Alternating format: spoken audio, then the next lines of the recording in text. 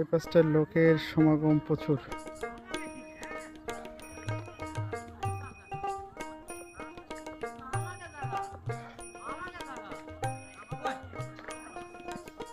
গাছগুলো দেখেন কত পুরনো গাছ।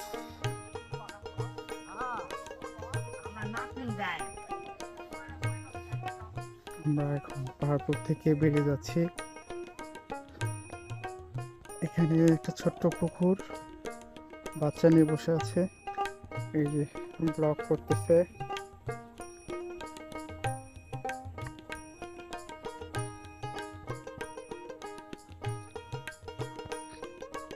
এই পাশটায় রেস্ট হাউস, আর এটা পরের গেট। এটা ঢাকার মেন পথ।